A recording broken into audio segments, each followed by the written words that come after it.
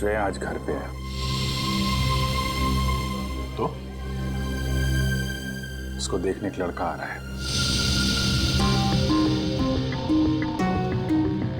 Sir coffee.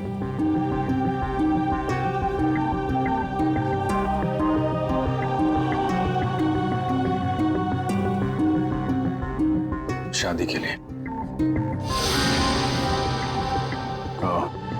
Really? अच्छा है। अच्छा है? क्या अच्छा है? और कुछ नहीं कहना? मैं क्या कहूं? उसने तुमसे कुछ कहा? नहीं। क्या कहेगी वो? बताया भी नहीं मुझे।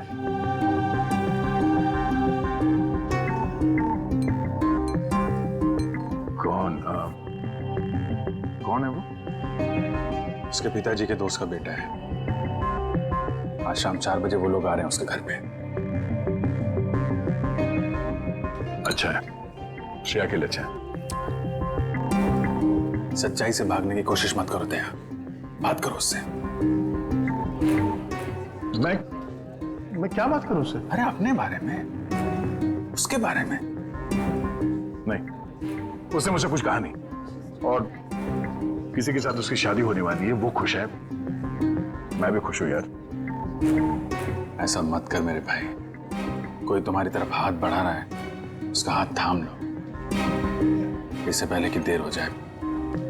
अभिजीत, तुम जो कह रहे हो शायद मैं नहीं कर पाऊं यार। अरे लेकिन क्यों नहीं कह पाओगे? यार तुमने भी तो अभी तक डॉक्टर तारिका से कुछ नहीं कहा। जो काम तुम खुद नहीं कर सकते, प्लीज उस बात की नसीहत तुम दूसरों को मत दो। यार अभिजीत, सॉरी देखो, मैं ये नहीं कर सकता। खड़े हो जाओ। हाँ? मैं कहता हूँ चुपचाप खड़े हो जाओ। चलो मेरे साथ। कहाँ? अरे चलो तो। अरे यार चलो। अभिजीत सुनो तो। चलो।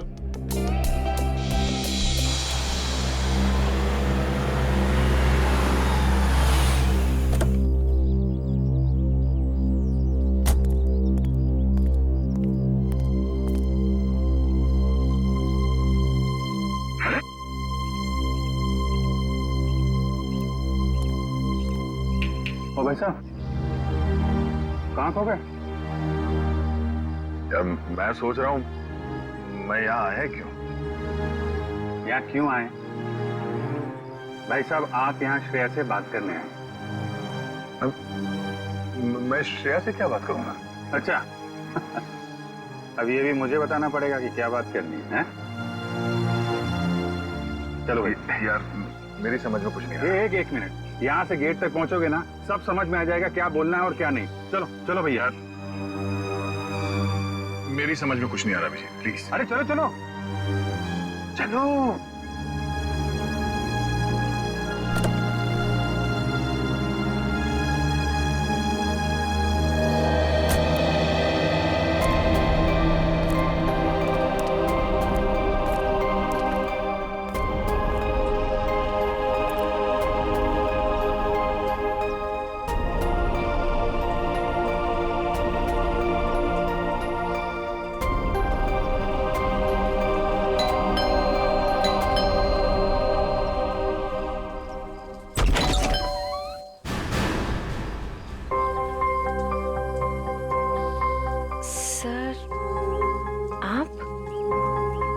हाय श्रेया, कैसी हो तुम?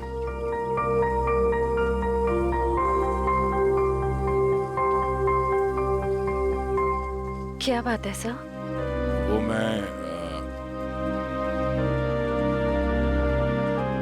हम लोग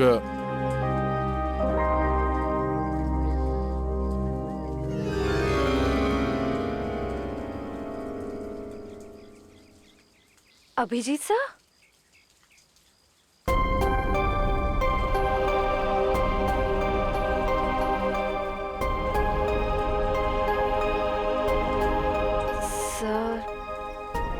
बोलिए ना, क्या बात है? नहीं, वो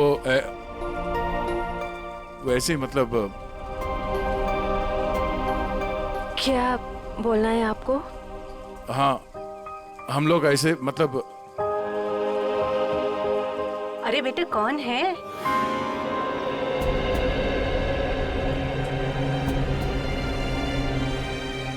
अरे दया बेटा बाहर क्यों खड़े हो? अंदर आओ। श्रेया उन्हें अंदर बुलाओ। हाँ सर, आइए ना प्लीज।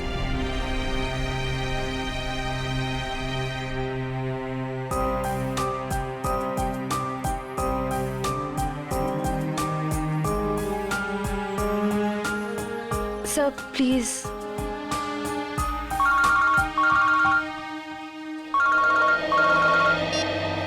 हेलो। हाँ, अच्छा ठीक है।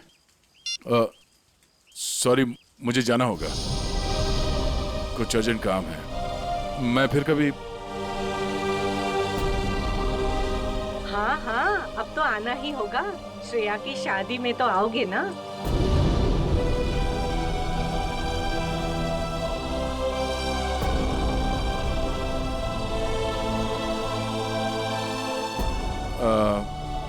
ठीक है, मैं फिर कभी आ जाऊंगा। Okay, bye.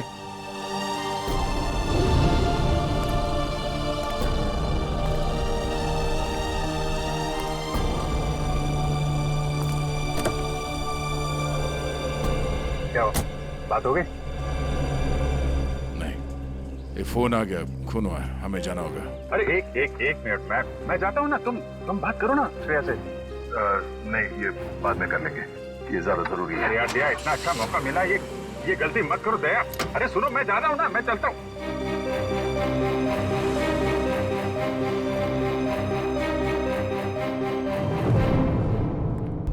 लाश किधर है?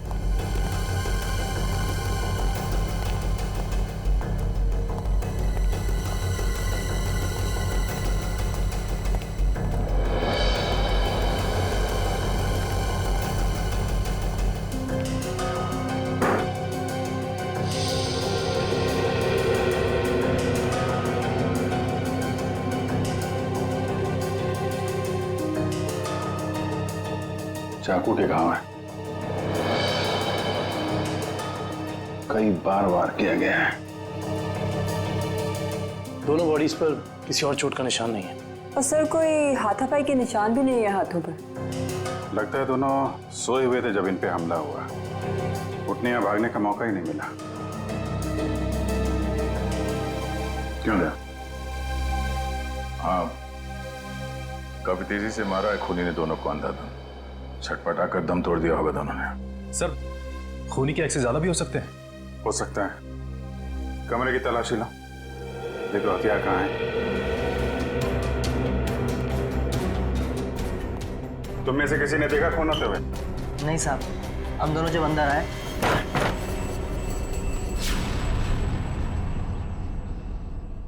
साहब, मेम साहब, साहब, मेम साहब।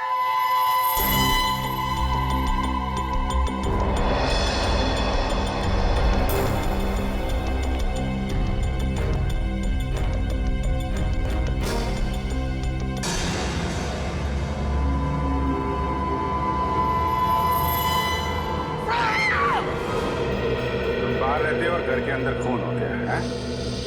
किसी को अंदर आते देखा? नहीं साहब, कोई नहीं आया। कोई जान पहचान वाला आदमी, अजनबी आदमी? साहब, जब भी कोई अंदर आता है तो मैं उसका नाम और फोन नंबर रजिस्टर में एंट्री कर लेता हूँ। सर, कोई चाकू या हथियार नहीं मिला। रुपए गहने भी सही सलामत है, कोई लूटपाट भी नहीं हुई। सर, किशोर नाम है मरने वाले का। घंटाघर में कपड़े की दुकान है और उसकी बीवी का नाम जया है। किशोर? कमरे से सारे फिंगरप्रिंट्स उठा लो, कोई ना कोई रास्ता जरूर है जहां से खूनी अंदर आया है।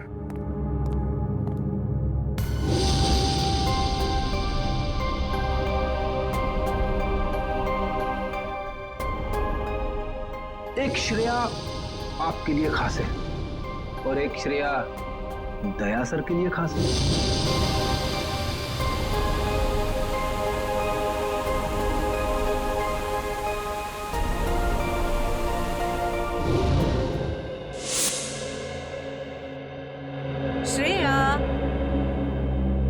बेटा तुम कहाँ खो गई हो?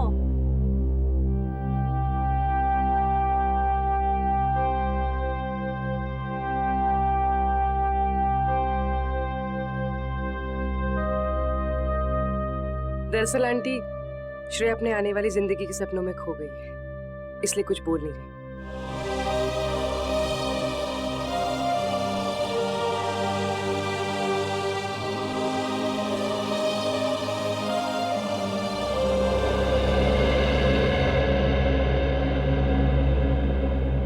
ये दे, ये तुम पे कितना अच्छा दिखेगा, है ना?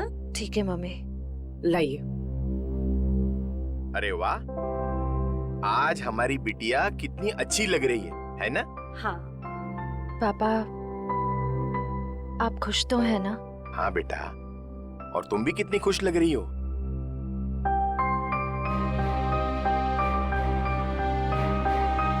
देखो, हमारी तरफ से तो हाँ है, बस अब लड़का लड़की एक दूसरे को पसंद कर ले, बस। ऐसा आदमी घर के अंदर घुसा है जिससे घर वालों की पूरी जानकारी थी। हो सकता है इनकी जान पहचान वाला कोई हो जिसके पास घर की चाबी हो। आखिरी बार कब देखा तूने? साहब, कल रात को मैंने देखा था। मैं अपना काम खत्म करके चली गई थी। जब तुम यहाँ से गई तो घर में कौन कौन था? सिर्फ मेम साहब थे। साहब तब तक नहीं आए थे। क्या? साहब कब आए? साहब करीब 11 बजे आए थे साहब। अच्छा, तुम दोनों के अलावा घर में कोई था नहीं, बाहर से कोई आदमी अंदर आया नहीं, तो फिर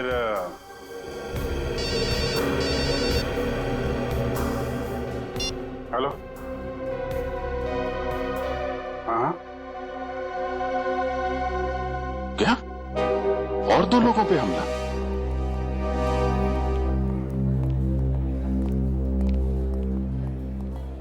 डॉक्टर साहब, मैं एसीपी प्रद्युमन सीआईडी से। डॉक्टर साहब, आपके यहाँ प्रशांत और प्रेमा ये पति पत्नी को एडमिट किया है, उन्हें चाकू से मारा गया है, उनके बारे में पूछताछ करनी है। सर, वो दोनों हस्बैंड वाइफ की बच्चों की कोई उम्मीद नहीं थी, इसलिए मैंने किसी का इंतजार किए बगैर इलाज शुरू कर दिया है। हस्बैंड को हमने बचा लिया है, लेकिन वाइफ की तबीयत अभी भी नाजुक है। फिर उन दोनों को लाया किसने यहाँ पर? ये बंगले का वॉचमैन। अच्छा, सुनो दोस्त, क्या नाम है तुम्हारा? रमेश। क्या हुआ वहां पर, बताओ जरा। साहब, मैं बंगले के बाहर था, मैंने अचानक साहब के चीखने की आवाज सुनी। मैं भाग के अंदर गया और मैंने देखा कि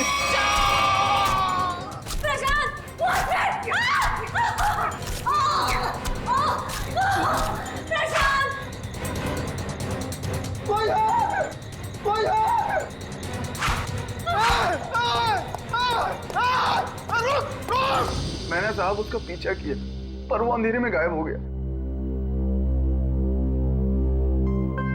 अंधेरे में गायब हो गया?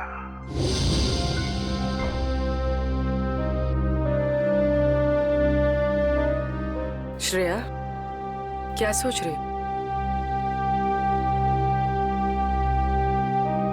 अपनी किस्मत पे हंस रही थी। मतलब? मैं एक ऐसे इंसान का इंतजार कर रही थी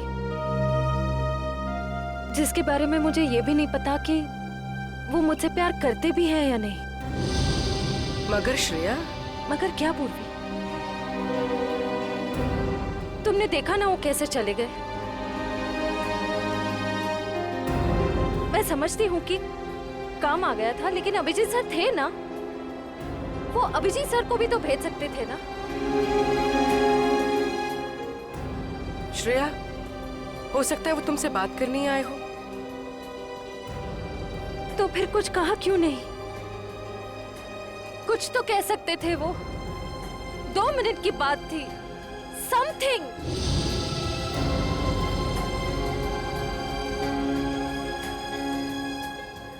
वो मुझसे प्यार ही नहीं करते। उन्हें मेरी फीलिंग्स की कोई कदर ही नहीं है।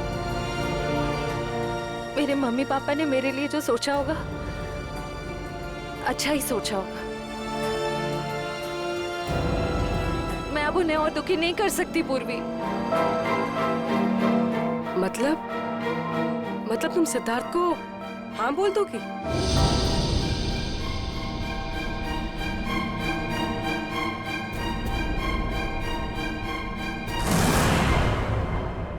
प्रशांत जी,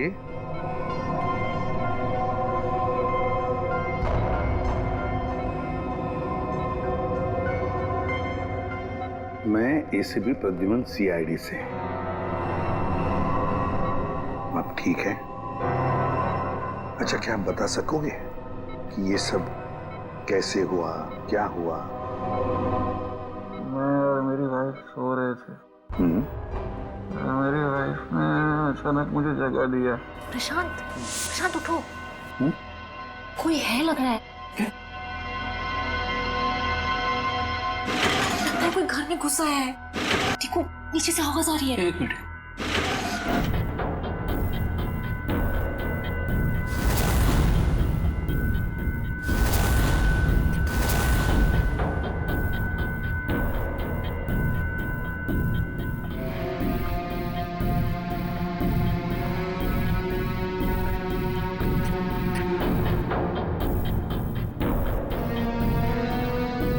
प्रशांत, मुझे डर लग रहा है। प्रशांत, डरो मत, जरा बैठो, मैं हूं ना।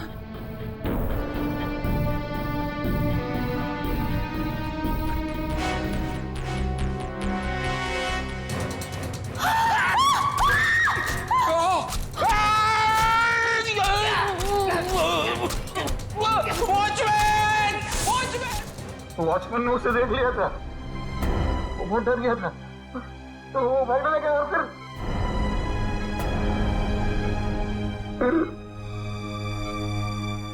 कुछ याद नहीं आ रहा है। ठीक है, कोई बात नहीं, कोई बात नहीं। अच्छा, एक छोटा सा सवाल, आपने उस कोनी का चेहरा तो देखा होगा ना?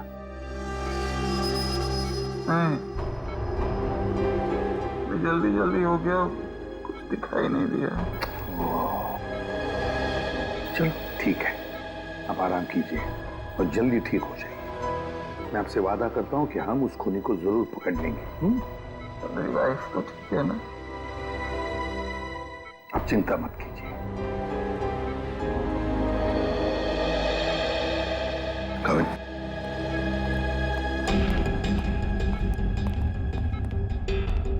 पहले 2 लोगों का खून और अब फिर इन दोनों पर हमला।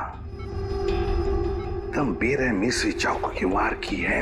ऐसे लगता है हमला करने का तरीका एक ही है, खूनी भी एक ही होना चाहिए।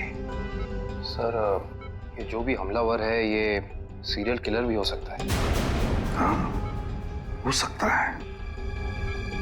काम करो काबिल, प्रशांत के घर का बाहर का जो एरिया है ना, अच्छी तरह से छान मारो। देखो, खूनी ने भागते वक्त कोई ना कोई सबूत तो छोड़ा ही होगा, कुछ ना कुछ तो जरूर मिलेगा। देखो अच्छी तरह से।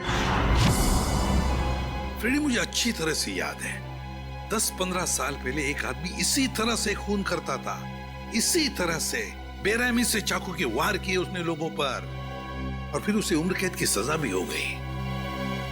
जरा देखो, पता लगा है कहां पर वो इस वक्त और उसका नाम क्या है? Yes sir. सर, किशोर जी के घर पे काम करने वाली औरत ने जो कुछ भी कहा था बिल्कुल ठीक कहा था सर। वो 9:30 बजे अपने घर पहुंच गई थी और सुबह 8:30 बजे घर से निकली। और किशोर के घर कब पहुंची? आधे घंटे के बाद, तकरीबन 9 बजे सर। और एक बात और, जब इस औरत का मोबाइल हमने ट्रैक किया तो पता चला कि इसका मोबाइल इसके घर पे ही था, रात से लेकर सुबह तक। अच्छा, और वॉचमैन? सर, वॉचमैन का तो कोई भी क्रिमिनल रिकॉर्ड नहीं है। आसपास वालों का कहना है कि बहुत ही शरीफ आदमी हो सर। Sir,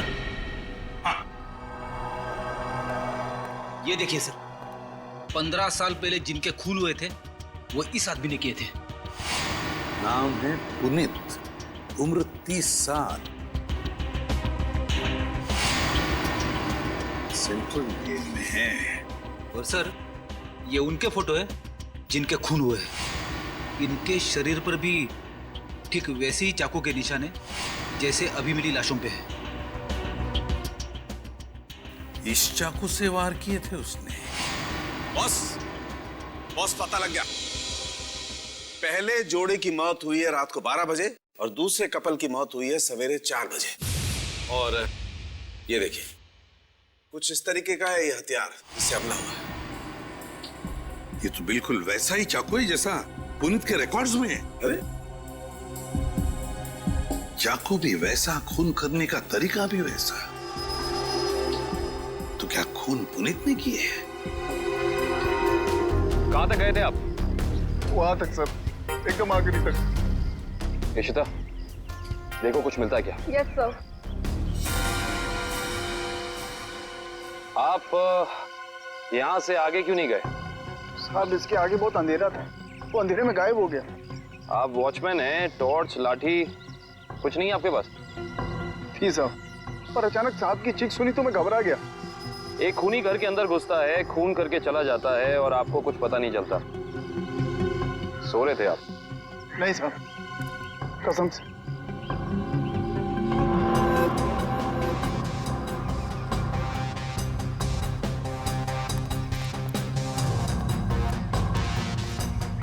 sir. हाँ करण। सर, कमरे और खिड़कियों पर से सारे फिंगरप्रिंट ले लिए सर। गुड। हाँ इशिता।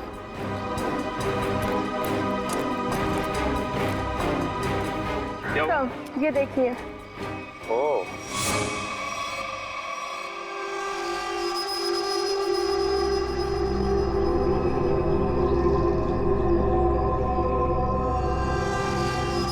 चाकू। जनरल साहब, आपकी जेल में एक पुनीत नाम का सीरियल किलर है ना? बस इतनी सी बात। आप मुझे फोन पर बता देते तो आपको यहाँ पे आने की तकलीफ नहीं होती। जनरल साहब, हम खुद मिलना चाहते हैं उससे। लेकिन पिछले हफ्ते ही उसे जेल से रिहा कर दिया गया है। जानते हुए भी कि वो एक सीरियल किलर है, आप लोगों ने कैसे छोड़ दिया उसे? यहाँ से बाहर निकलते फिर से लोगों को मारना शुरू कर दिया उसने। उसका बर्ताव अच्छा था, इसलिए उसे छोड़ दिया। जेल में आने के बाद वो पूरा बदल गया था, सबसे मिलजुल कर रहता था, यहाँ तक कि किसी लड़ाई झगड़ा भी नहीं करता था वो। एक बार जेल में आग लग गई, अपनी जान की परवाह ना करते हुए उसने 6 किए थे, उस आग से बचाया, इसलिए जेल प्रशासन ने उसे छोड़ दिया। ठीक है जनरल साहब, पुनीत के रिकॉर्ड की एक कॉपी चाहिए हमें। क्या चलना फारूक, जल्दी देना यार रिपोर्ट। यार रिपोर्ट तैयार तो होने दो, देख रहे हो काम कर रहा हूँ, खड़ा तो नहीं हूं यार। तुम घोड़े पे सवार होते हो यार हमेशा। मैं क्या करूं फिर? 1 मिनट जरा तस्वीर रखो, देता हूँ। 1 मिनट रुको यार।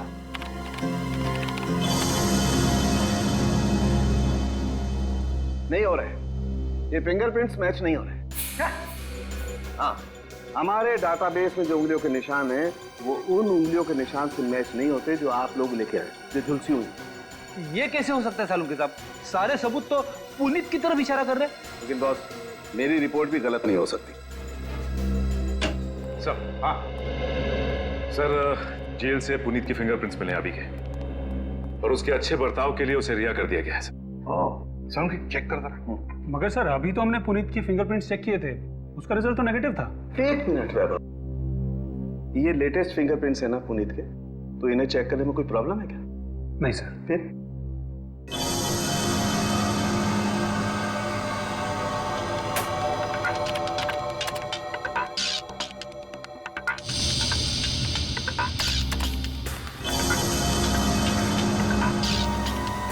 हाँ बॉस, ये फिंगरप्रिंट्स मैच हो गए। ग्रेट।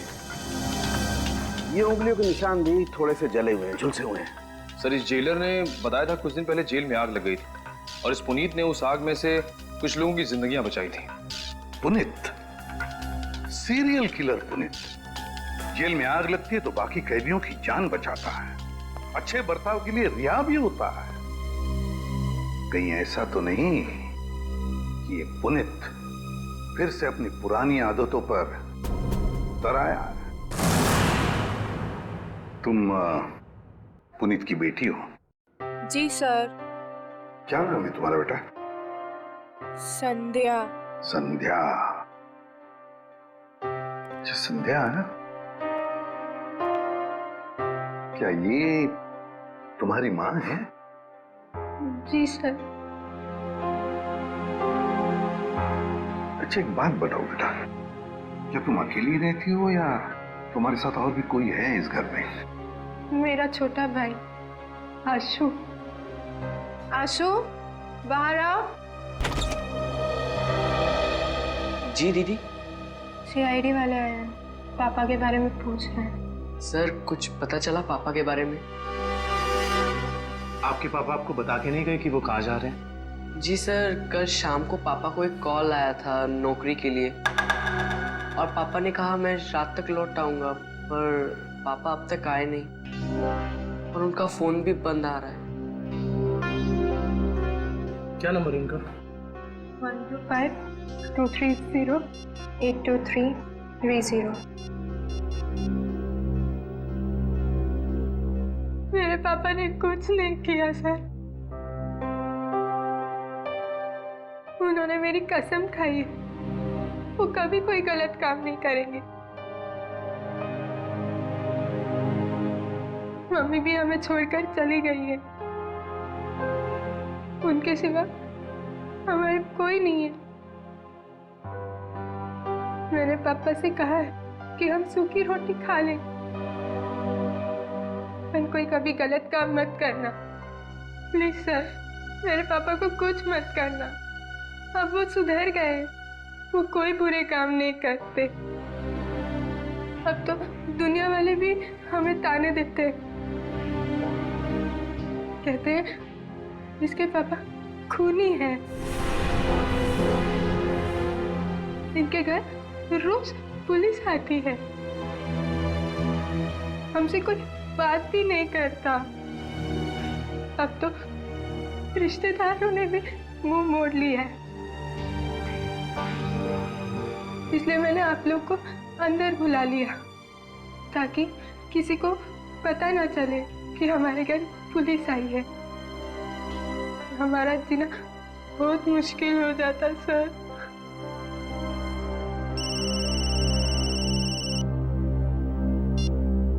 हेलो, क्या? ओके।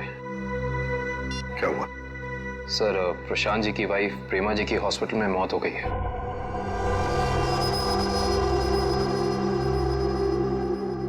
ठीक है, काम करो, पुनीत का फोटोग्राफ सारे पुलिस स्टेशन और चेकनाकों पर भेज दो। मुझे पुनीत चाहिए किसी भी हालत में। सब हाँ।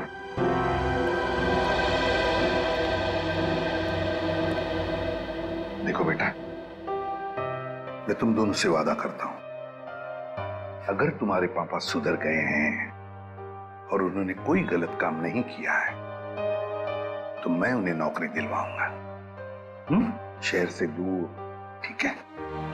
और एक बात, अगर तुम्हें किसी भी चीज की जरूरत पड़े तो मुझे फोन करना, ठीक है? चलो, अपना ख्याल रखना, ओके?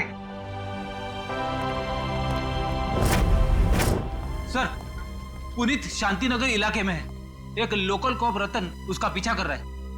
रतन से कहो उसे अपनी आंखों से ओझल ना होने दे, हमारे ऑफिसर्स आते ही होंगे अभी।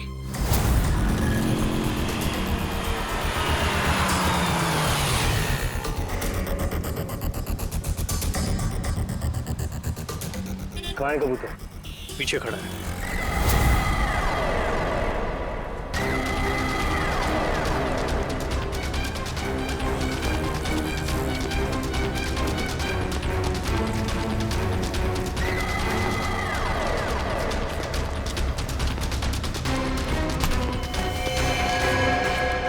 क्या?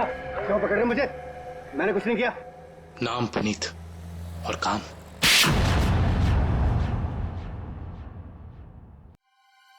मैं सच कह रहा हूं साहब, मैं कसम खा के कह रहा हूं, मैंने ये नहीं किया, मैंने कोई भी खून नहीं किया साहब।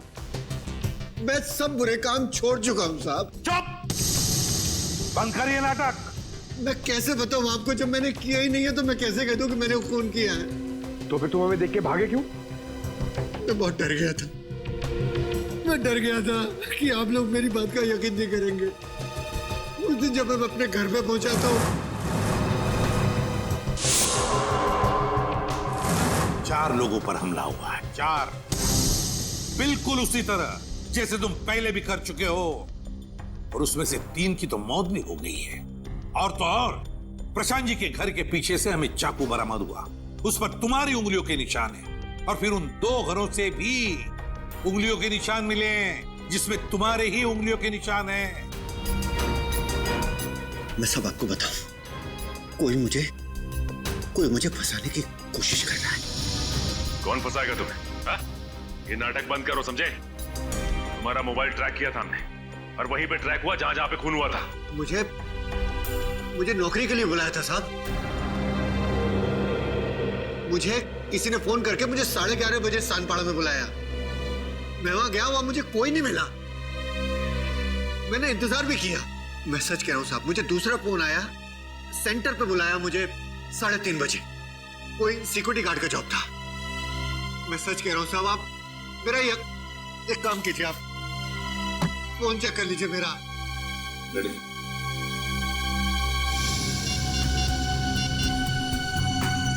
सर, पहला कॉल कल रात को आया था 10:30 बजे और दूसरा आया था 1:45 बजे।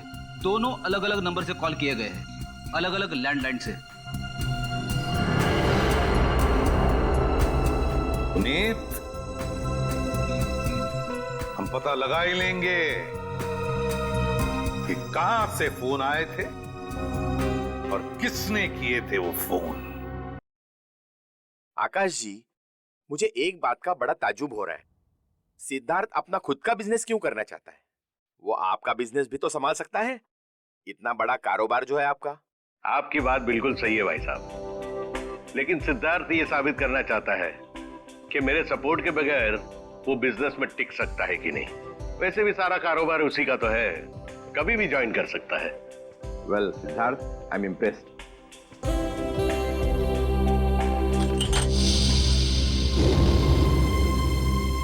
सॉरी,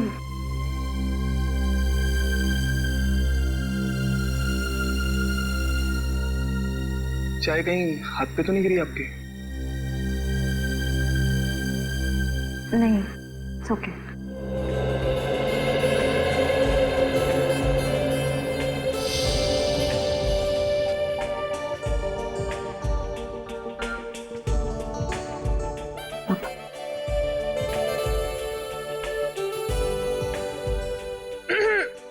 भैया, पापा अपनी चाय की वेट कर रहे हैं।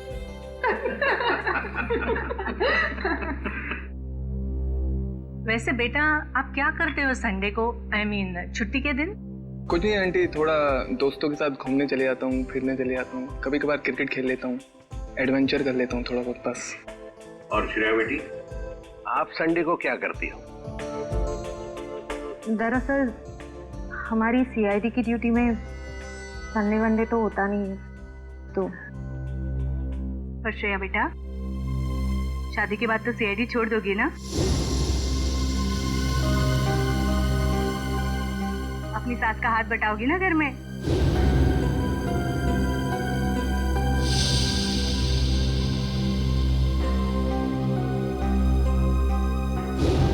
मम्मी, अगर श्रेया को आफ्टर मैरिज जॉब करना पसंद है तो वो कर सकती हैं।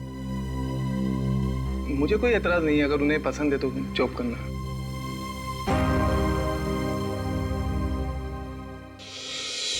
हमारे देश का कानून कहता है कि भले 10 अपराधी सजा से बच जाए, मगर एक निर्दोष को कभी सजा नहीं होनी चाहिए।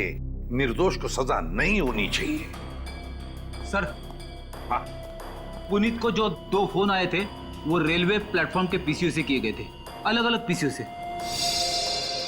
अच्छा, तो क्या वाकई कोई पुनीत को फंसाने की कोशिश कर रहा है? और अगर ऐसा है तो फिर वो वही आदमी कर सकता है जो पुनीत के आसपास का है। मैं ऐसे किसी भी आदमी को नहीं जानता सर। पुनीत कोई तो है जो जानता था कि तुम कब जेल से रिहा होने वाले हो, और वो ये भी जानता था कि तुम्हें नौकरी की सख्त जरूरत है। सर, ये बात मेरे और मेरे बच्चों के अलावा कोई नहीं जानता। पुनीत जी, जरा ठंडे दिमाग से सोचिए, शायद हम आपकी कुछ मदद कर सकें। सोचो पुनीत। एक लेखक मुझसे मिलने आता था। लेखक? जी सर। क्यों मिलने आता था? वो कह रहा था कि वो मेरे ऊपर किताब लिखना चाहता है। मतलब कि मैं कैसे लोगों को मारता था, मैं क्या सोचता था, वगैरह वगैरह। और वो ना अपना पेन मेरे हाथ में पकड़ा देता था और कहता था कि जैसे छुरा पकड़ते थे वैसे आप इस पेन को पकड़िए। और मैं उस पेन को पकड़ता था, फिर वो मुझसे कहता था कि जैसे छुरा मारते थे वैसे आप मारिए। तो मैं मारता था वैसे, फिर वो अपने मोबाइल पे मेरी फोटो लेता था। वो कोई 6 महीने पहले मुझसे मिलने आया, बाद में 8-10 दिन के बाद में वो गायब हो गया, फिर मुझे कभी नहीं मिला। है कौन ये लेखक? क्या नाम क्या है उसका? दिखता कैसे था? सर नाम तो याद नहीं आ रहा अभी, पर दाढ़ी थी सर उसके, बाल लंबे थे तो चोटी बांधता था और आंखें उसकी नीली थी। तकरीबन सर के जैसी हाइट थी। अच्छा, रेडी? नेट से पता लगा, देखो ऐसा कोई लेखक है क्या?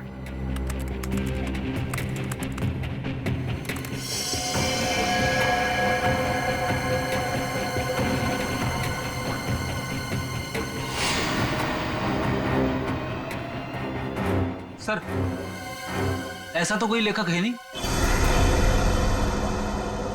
ऐसा कोई लेखक है ही नहीं। ऐसा तो कोई लेखक है नहीं। सर ये भी तो हो सकता है कि ये कोई लेखक ना हो, बल्कि कोई ऐसा बहरूपिया हो जो पुनीत के बारे में सारी जानकारी लेने के लिए आया हो। सचिन, ये बहरूपिया ही है, लेखक नहीं, बहरूपिया ही है।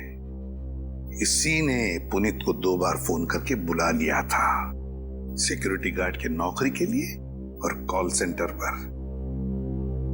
भले इसने लैंडलाइन से फोन किया हो, मगर उसके पास सेल फोन तो होगा ही ना, जरूर होगा सेल फोन। काम करो, उस वक्त इन दोनों जगहों पर पता लगाओ कौन कौन से सेल फोन नंबर्स नेटवर्क में थे।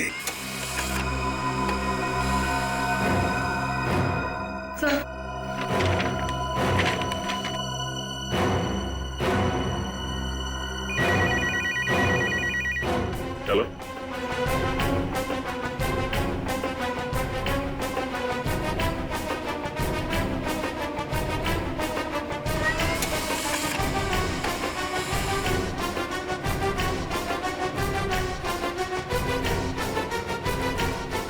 माय गॉड, पता लग गया सर। इन दोनों जगहों पे पुनीत के नंबर के अलावा एक और नंबर है जो कॉमन है सर। 10:30 से लेकर 12:30 के बीच ये नंबर सानपाड़ा में था और 3:30 से 5:30 बजे सुबह ये नंबर सेंट्रल में था सर, जहां पे खून हुआ है। तो वे सचिन, पता लगाओ ये किसका मोबाइल नंबर है।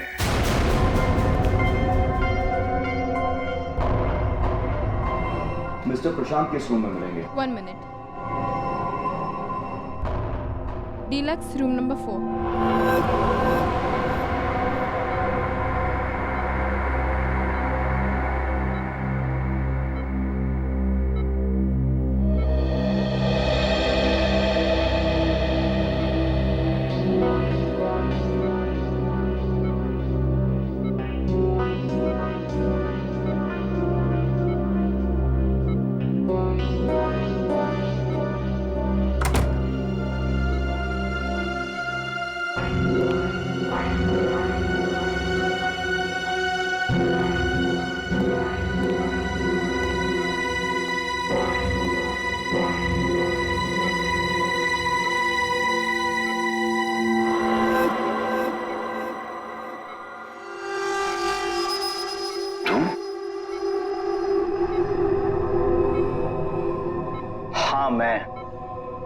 तुम्हें क्या लगा मैं तुम्हें ढूंढ नहीं पाऊंगा और तुम इतनी आसानी से बच जाओगे? ऐसी बात नहीं है, मेरी हालत तो देखो। हालत कुछ भी हो, मुझे मेरे पैसे चाहिए। कितना बड़ा रिस्क लिया है मैंने, कुछ भी हो सकता था। जान तो नहीं जाती ना। मैंने तो अपने आप पर हमला करवाया है, अपनी जान दांव पर लगाई है, अपनी बीवी को खून करवा दिया। इससे ज्यादा तो कोई रिस्क नहीं होता। वैसे भी हमारा काम अभी खत्म नहीं हुआ है। हमारा काम अभी बाकी है। हमें इसी तरह और 3-4 खून करने पड़ेंगे ताकि उस आईडी को पता चले कि ये कोई सीरियल किलर का काम है।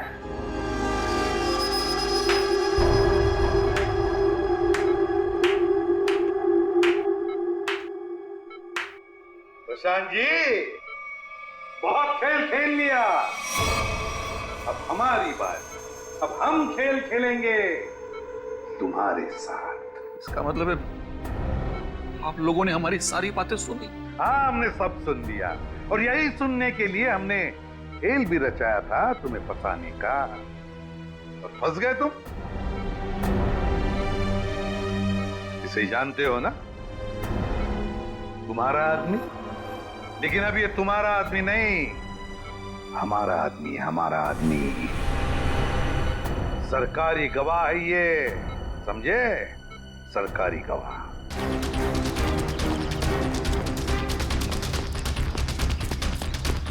पकड़ो, चल पकड़ो।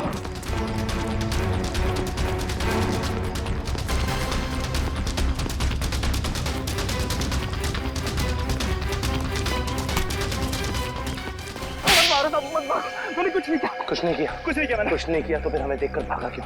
साहब मैं तो छोटी मोटी चोरी करता हूँ। आप लोगों को देख के डर लगा तो भाग निकला। की दाढ़ी में तिनका। कल रात शांति पारा और सेंट्रल एरिया में 4 लोगों की जान गई। मैंने किसी की जान नहीं ली। किसी की जान नहीं ली? नहीं, किसी की नहीं ली। ठीक है, लेकिन तुम भी इसकी जान मत लेना।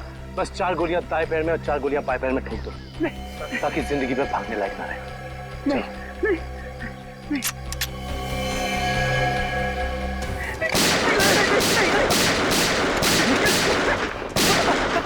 बता, मुझे ऐसा करने के लिए किसी ने पैसे दिए। मैंने पैसे लेके खून किया था। और उसके बाद तुमने पुनीत को नौकरी देने के बहाने फोन करके बुलाया उस इलाके में, है ना? जी साहब। किसने दिए थे पैसे? प्रशांत जी। क्या?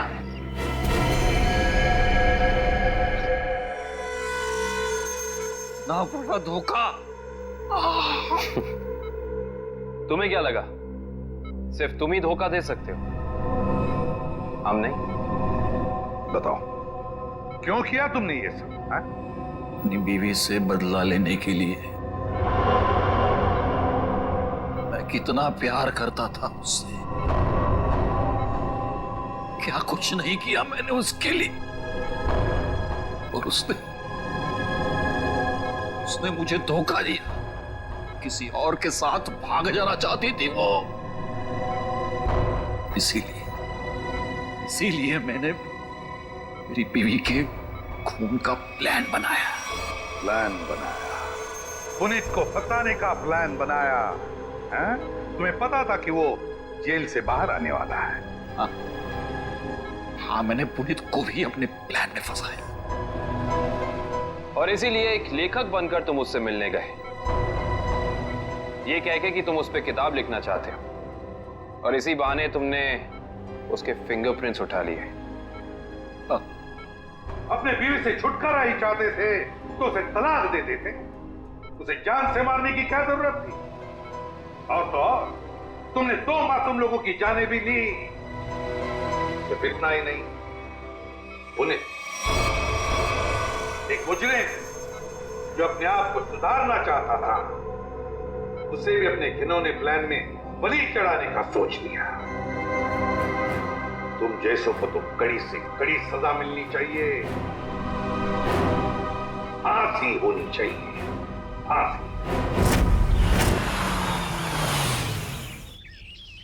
लो भाई, आ गई तुम्हारी मंजिल। अब क्या हुआ यार? इस बार तुम मुझे खींच के लाए हो ना। चलो बात कर लेते हैं। अरे यार वो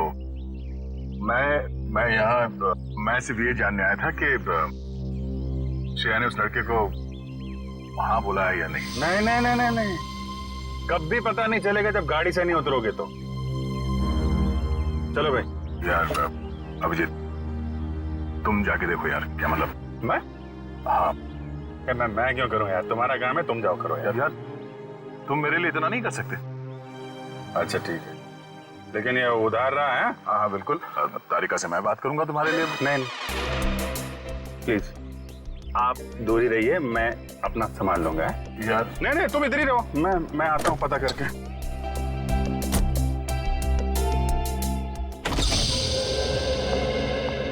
पूर्वी सर आप यहाँ पर?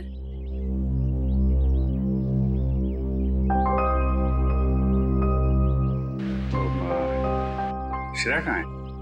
सर श्रेया अपने कमरे में। और फंक्शन कैसा रहा? सर फंक्शन ठीक था सर। सर सिद्धार्थ अच्छा लड़का है सर।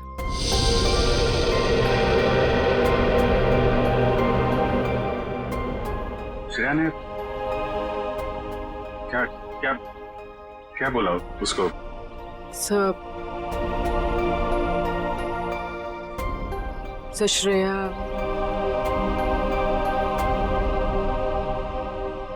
श्रेया ने हाँ कह दी।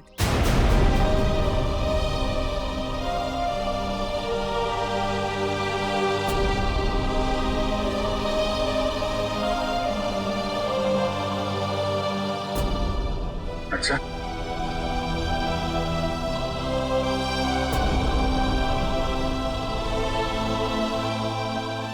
ओ ठीक, एक मिनट।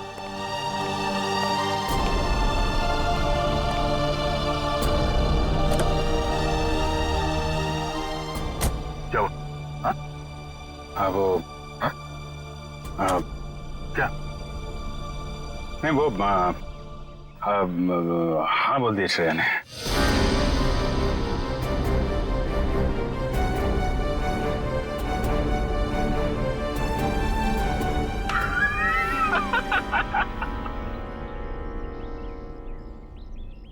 अरे यार क्या लड़का है नहीं, तबीयत खराब हो गई उसकी।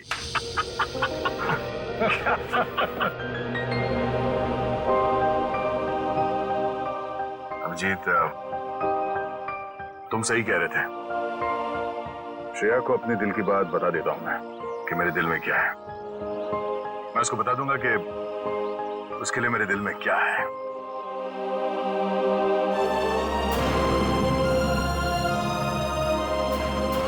क्या बीतेगी दया पे जब उसे पता चलेगा कि श्रेया ने शादी के लिए उस लड़के को हाँ कर दी है।